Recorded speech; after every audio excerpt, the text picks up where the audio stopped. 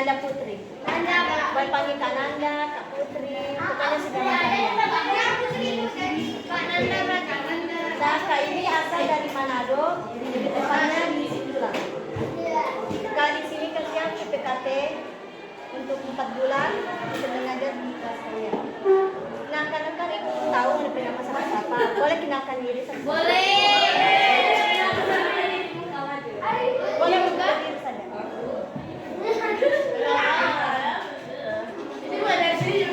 Jadi sampai kelas ini santai, atau setelah kuliahnya.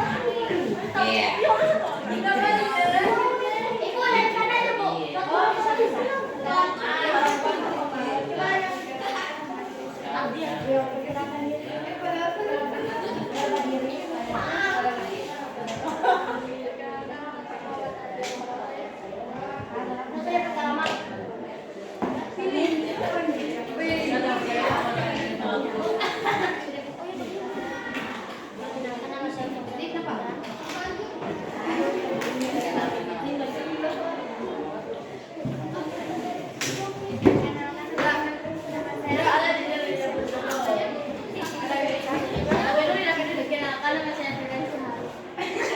Yang cantik dah.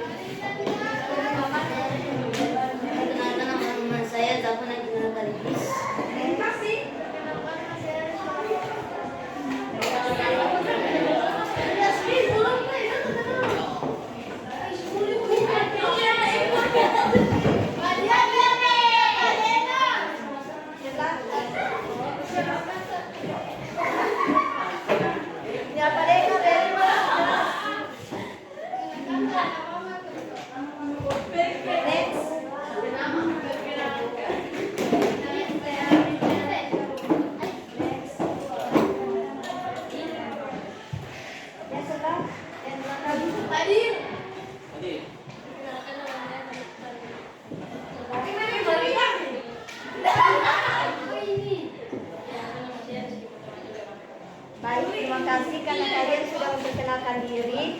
Baik, di sini Ibu akan mengabsen terlebih dahulu. Bautora akan ice breaking-nya bermain.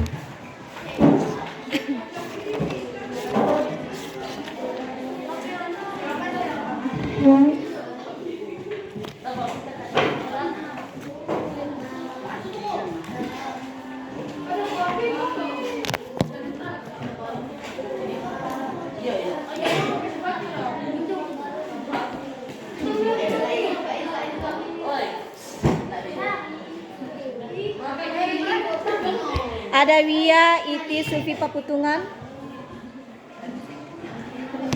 Afika Kwenezi Mokoginta, Algista Putri Regina Datulong, Arianti Sukamawati Putri Maspe. Oh, sakit. Dania Fakia Mokoginta, Jalindra Putra Pratama Kodompit,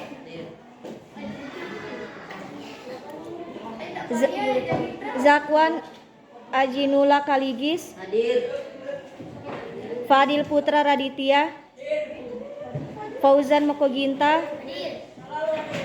Firansia Halim, Fitrinaya Mukwago, Hadisa Aliani Gaib, Lovely Mokodompit, Marwa Korompot, Mecha Mulyani Putri Manopo. Hadir? Oh, sakit. Oh, hadir. Ya, Mecha ini. Oh, sakit. Meisha, Muhammad Zulfami, Muhammad Andrean Sea, anak sekolah. Alpa ini tanpa keterangan. Muhammad Ardian Tonote, hadir. Oh, ya. Muhammad Rizky Pratama, Muhammad Rehan, hadir. Rehan baru itu. Muhammad Alif Jaib, hadir. Muhammad Fadlan. Alfa tuh sakit. Alfa. Muhammad Ismail, hadir. Nugiansa, Putri Febriana, Rehan Anura, Alpa, Randy Hasan, Resya, Revan Manangin, Revan ada hadir. Seren Zenia, Muhammad Aufar, Alfa.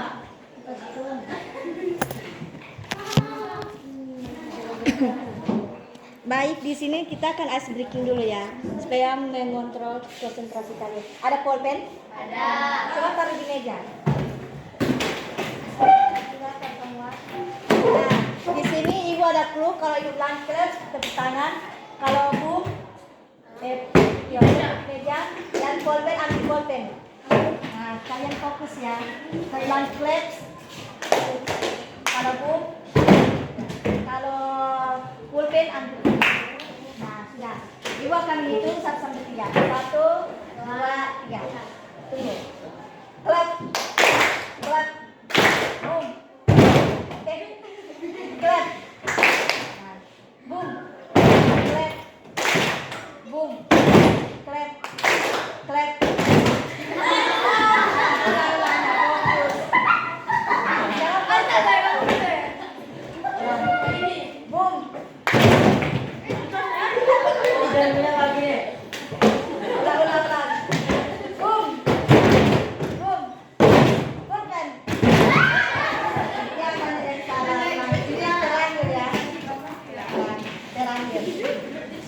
Clap, clap, boom, clap, boom, pulpen.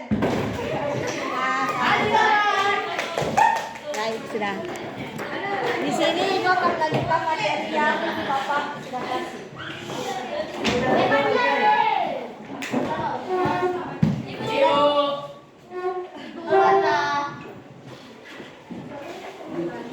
Kalau boleh ada yang tahu di sini sudah di bagian mana materi yang Bapak kasih? 10.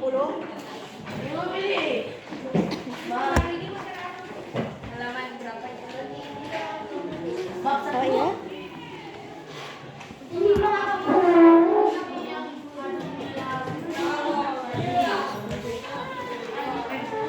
Oh, sama ada di buku, Kang. Coba mau lihat sama.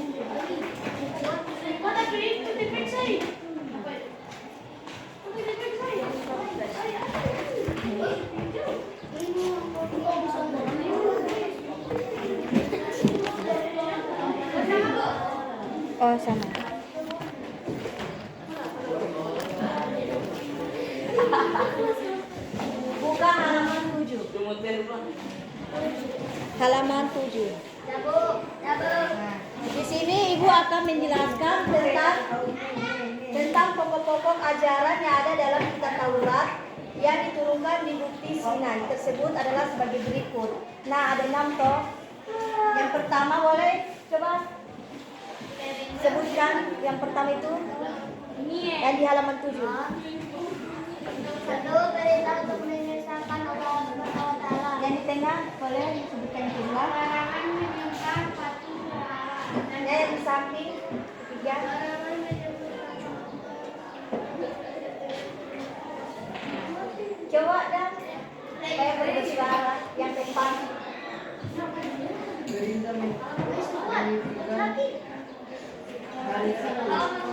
Yang kelima yang paling belakang. Halaman 7.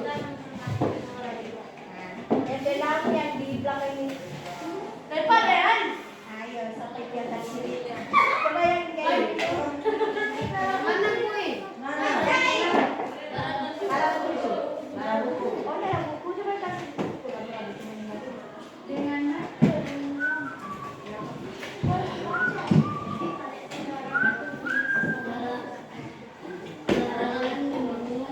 sama manusia. Itu. Yang ketujuh itu ada larangan berbuat zina.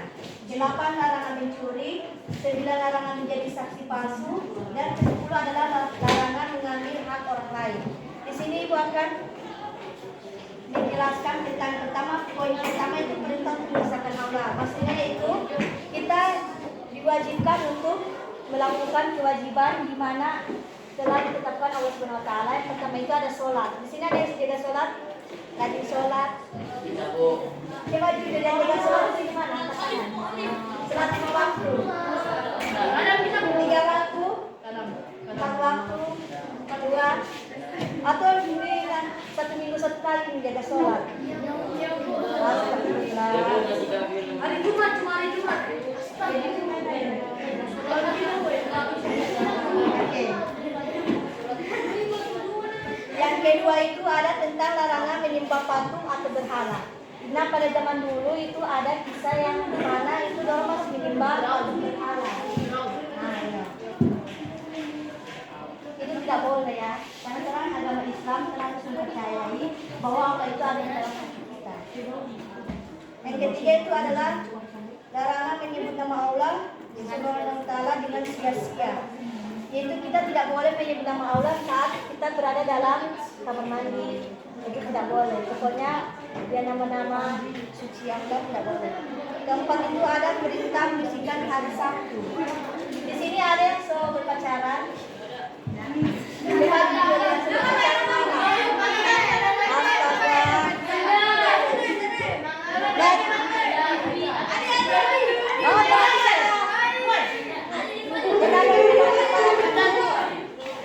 Jangan nongki-nongki malam minggu.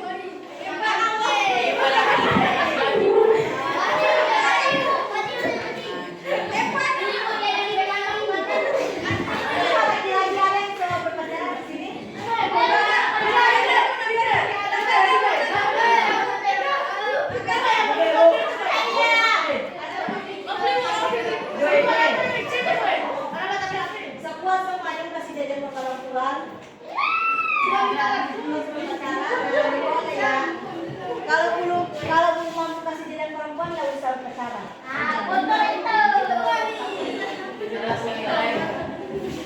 Kaki ini mana jaga bas, bingkus-bingkus no. Sejak perempuan ada bukil. Boleh.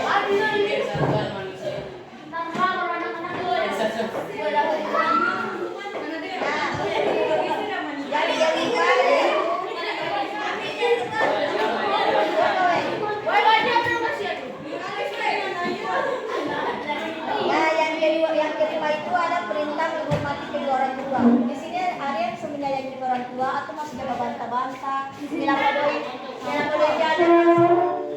Mana ada?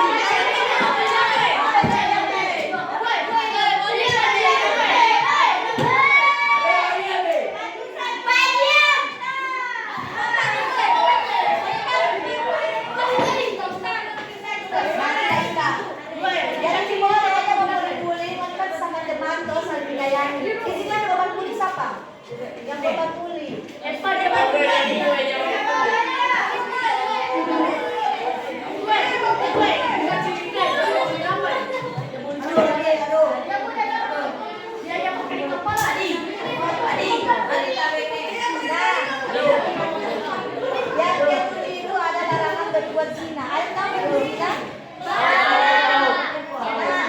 jadi yang mana sebenarnya pacaran atau saat ini masih pacaran?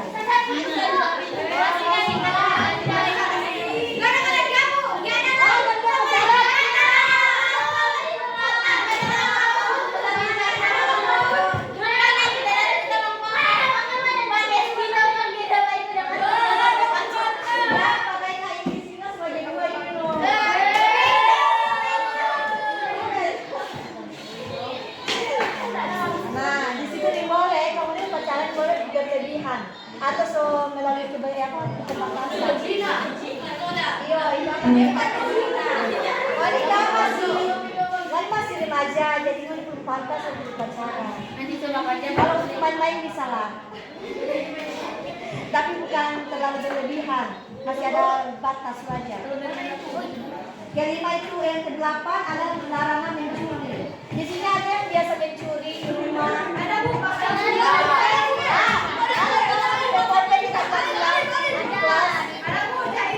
sampai nanti cukup pulpen.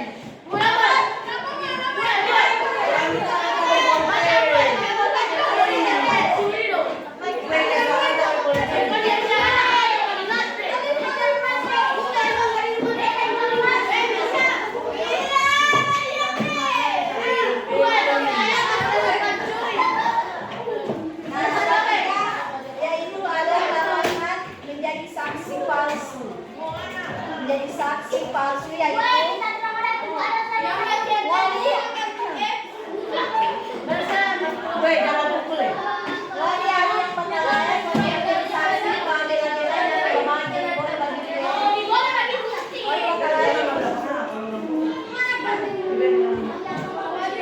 selanjutnya yaitu larangan mengambil hak orang lain.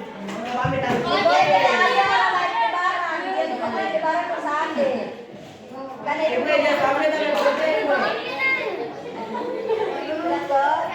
nah, selanjutnya itu akan menjelaskan tentang kitab Zabur. Kitab Zabur diturunkan pada abad ke-10. Kitab Zabur diturunkan Allah SWT kepada Nabi Daud untuk bangsa Bani Israel atau umat Yahudi. Kitab ini diturunkan pada abad ke-10 Masehi di daerah Yerusalem. Ada yang tahu baca Al-Quran di sini? Ada. Coba baca Al-Quran sama-sama. Di halaman 8. Oh, sama-sama aja. Sama-sama. 1, 2, 3.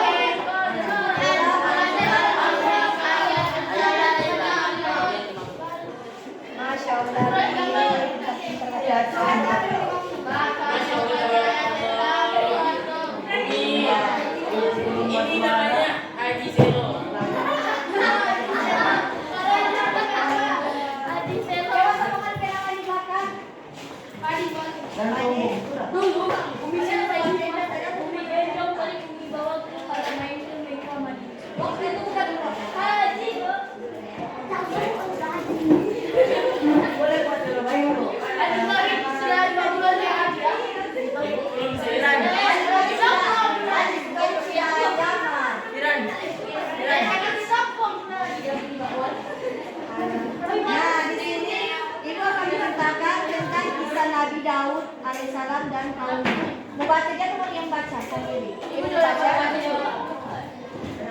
Dikisahkan bahwa rakyat di wilayah kerajaan Nabi Daud alaihissalam hidup dalam keadaan damai dan sejahtera.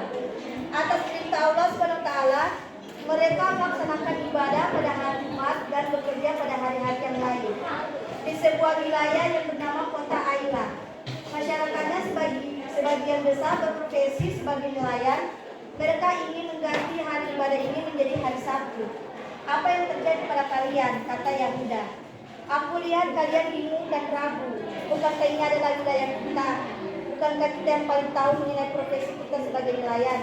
Mari satukan langkah dan kita tentang peraturan pemerintah mengenai hari beribadah ini. Pokoknya ini demi kepentingan kita. Benar Yahuda, sambung yang lain. Kita harus bersatu untuk menyampaikan aspirasi ini kepada Nabi Daud alaihissalam. Dia pasti setuju. Yahuda berkata, kita mengganti hari peribadatan kita demi kepentingan pekerjaan kita.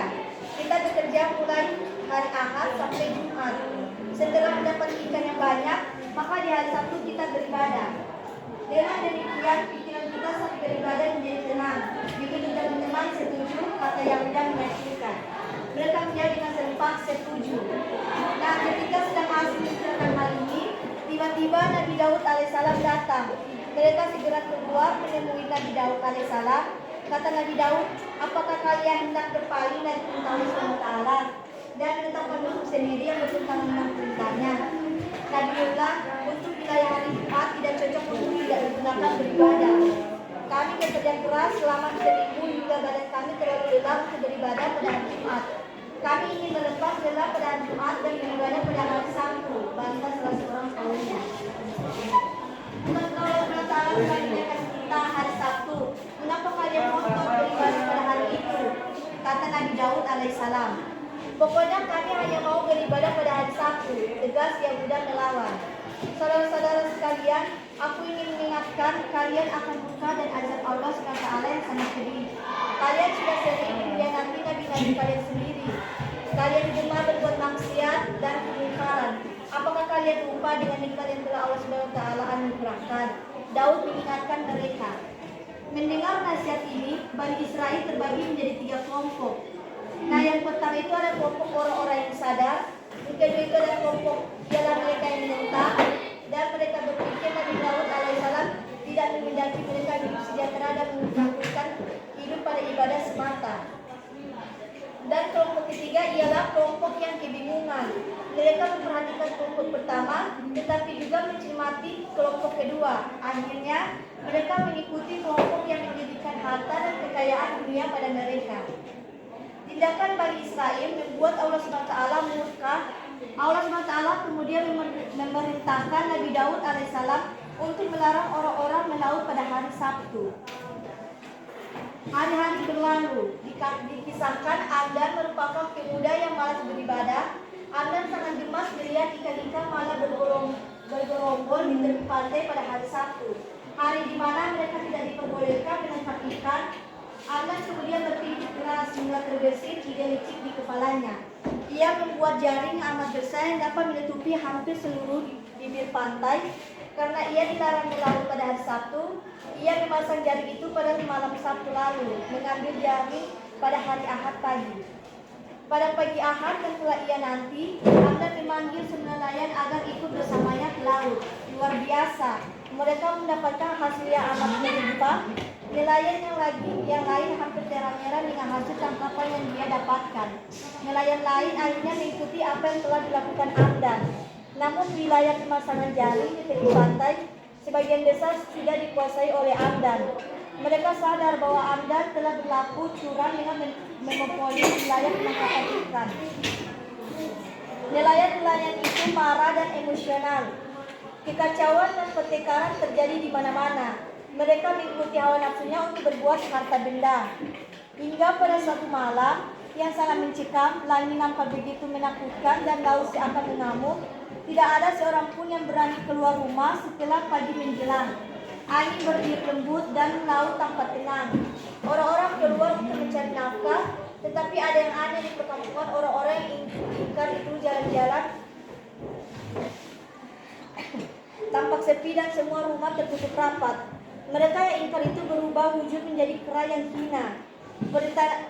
Penderitaan ini mereka alami selama 3 hari tanpa makan dan tanpa minum.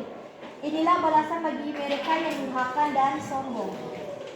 Nah, di sini ada yang tahu apa poin yang bisa diambil darinya atau hikmah yang bisa kita ambil? Ini boleh kurang. Nah, betul. Ada yang lagi? Beri aplaus dulu karena dia bisa menjawab. Aplaus dulu karena dia bisa. Nah, bagus.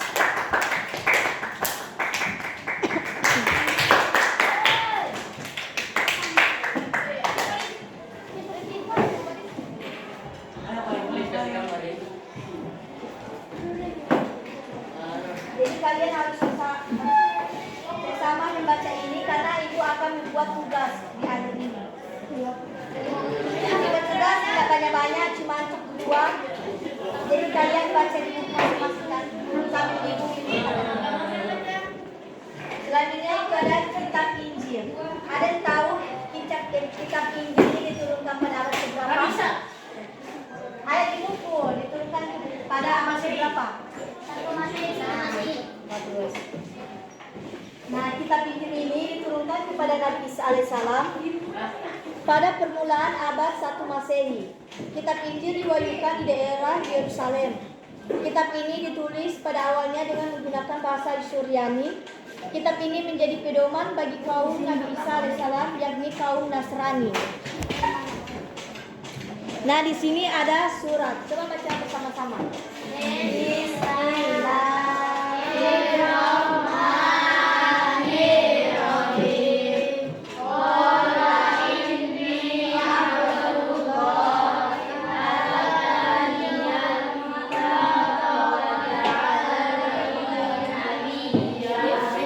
Yang artinya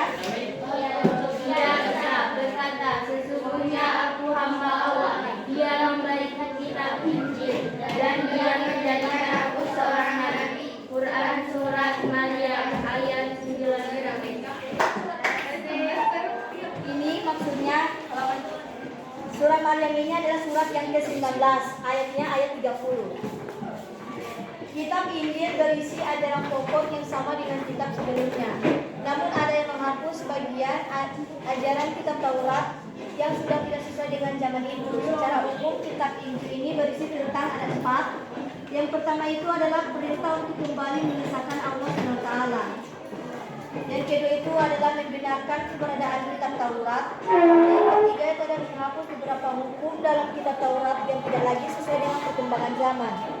Yang keempat itu adalah menjelaskan bahwa kelak akan datang kembali Rasul setelah Nabi Isa alaihissalam, yaitu Nabi Muhammad SAW. Kitab Injil ini menjadi pedoman bagi para pengikut agama Nasrani.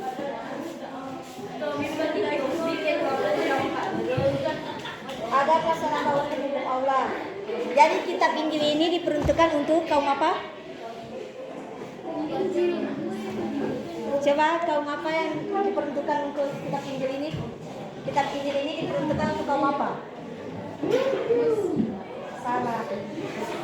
Untuk kaum Nasrani yang saat ini adalah beragama Kristen.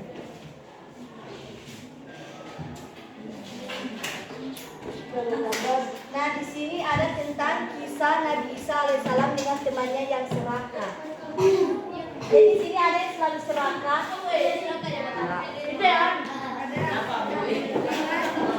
Boleh selalu serakah. Karena sesuatu yang terjadi itu tidak baik. Harus mau dimakan terlalu serakah, terlalu kenyang. Pas masuk kelas ini pasti akan mengantuk. Oh. Nah, yang kedua itu ada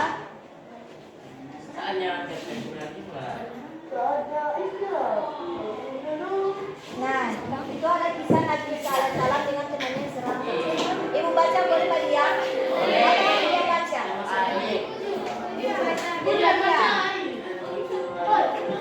Dikisahkan pada suatu hari Nabi Isa alaihissalam berjalan dengan seorang sahabatnya yang baru ia kenal. Keduanya menelusuri tepi sungai dan membawa 3 potong roti. Roti itu dibagi untuk Nabi Isa sepotong dan untuk sahabatnya barunya sepotong, sehingga masih tersisa 1 potong roti. Setelah makan roti itu, Nabi Isa pergi ke sungai untuk minum. Sekembalinya dari sungai, Nabi Isa alaihissalam mendapati sepotong roti tidak ada. Ketika beliau bertanya kepada sahabatnya, sang sahabat mengaku tidak tahu. Kedua pun kembali melanjutkan perjalanan. Nah, sesampai di sebuah hutan, keduanya duduk untuk beristirahat. Nabi Isa alaihissalam mengambil tanah dari kerikil, kemudian beliau berkata, "Jadilah emas dengan izin Allah Subhanahu wa taala." Tiba-tiba kerikil itu pun berubah menjadi emas. Kemudian Nabi Isa membagi emas tersebut menjadi 3 bagian. Untukku sepertiga dan untuk kamu sepertiga. Sedang sepertiga ini akan kuberikan untuk orang yang mengambil roti tadi. Spontan sahabat itu menjawab, "Akulah yang mengambil roti itu." Nabi Isa alaihissalam kemudian berkata, "Oh ya, kalau begitu ambillah 2 bagian ini untukmu." Setelah itu keduanya pun berpisah. Sahabat itu merasa sangat gembira, namun dalam perjalanan dia dihadang oleh 2 orang perampok yang ingin membunuhnya. Sahabat Nabi Isa menawarkan untuk membagi emas yang dibawanya menjadi 3, asalkan dia tidak dibunuh. Kedua orang perampok itu pun setuju. Lalu salah seorang perampok menyuruh rekannya pergi ke pasar untuk belanja makanan. Ketika sampai di pasar, orang yang berbelanja itu berpikir, untuk apa membagi emas itu menjadi 3? Ia pun menaburkan racun ke dalam makanan agar temannya dan sahabat Nabi Isa mati dan ia pun dapat memiliki seluruh emas tersebut. Nah, tinggallah sahabat Nabi Isa alaihissalam bersama orang perampok di hutan itu. Namun perampok yang tinggal itu ternyata berpikiran sama seperti yang sedang pergi ke pasar. Ia bersekongkol dengan sahabat Nabi Isa alaihissalam tadi untuk membagi emas itu berdua saja dan membunuh rekannya yang berjalan makan jika ia datang. Ketika orang berbelanja itu datang, ia pun langsung dibunuh. Hartanya akan dibagi 2. Karena merasa lapar, keduanya pun menyantap makanan telah diberi racun itu hingga mereka berdua mati.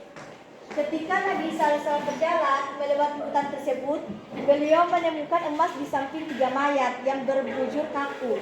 Beliau kemudian berkata, "Inilah contoh orang yang rakus terhadap harta dan dunia, maka berhati-hatilah kamu ke depannya." Jadi di sini ada yang tahu apa itu poin-poin sini hikmah? Nah, jangan rakus. Ada lagi yang bisa menambahkan hikmah? Coba mana bisa menambahkan? Yang hikmah yang dari kita baca tadi? Berakal. Bukan. Oh, iya ya. Nah, selanjutnya itu ada kitab Al-Quran. Ada yang tentang terakhir itu ada kitab Al-Quran. Ada yang tahu diturunkan pada kaum untuk apa? Untuk Muslim, astagfirullah. Al-Quran untuk Muslim, untuk Islam.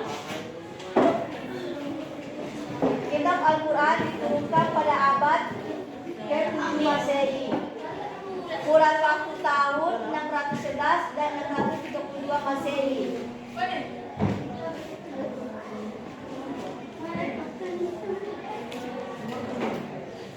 Nah, kitab Al-Quran ini merupakan kitab yang diturunkan Allah SWT kepada Nabi dan Rasul terakhir, yaitu Nabi Muhammad SAW.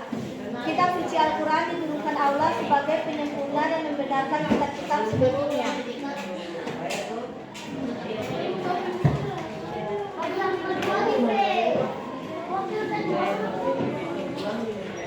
Nah, di sini ada surat, bersama-sama bacakan. 1, 2, 3.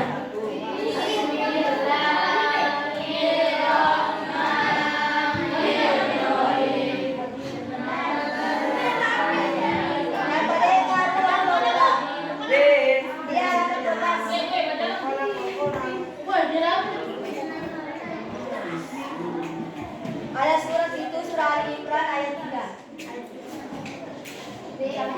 Bismillahirrahmanirrahim.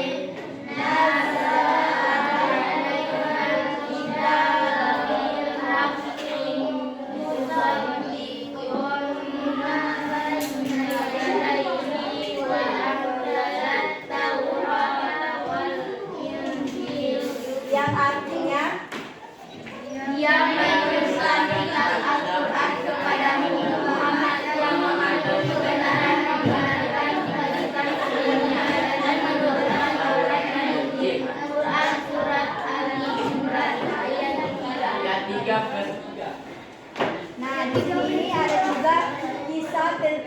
wahyu pertama Nabi Muhammad Sallallahu Alaihi Wasallam.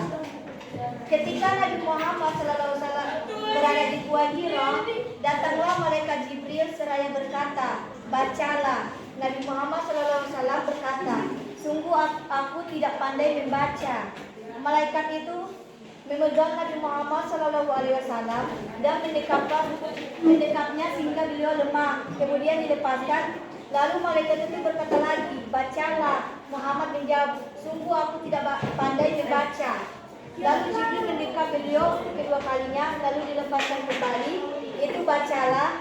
Maka Muhammad berkata, sungguh aku tidak pandai membaca. Lalu malaikat itu memegang dan mendekap Muhammad untuk yang ketiga kalinya. Kemudian ia melepaskannya. Jibril lalu membacakan wahyu yang pertama, yaitu surah Al-Alaq ayat 1-5. Nah, di sini Ibu akan memberikan soal. Soal itu hanya 2 nomor. Nanti kalian kerjakan. Tunggu, soal.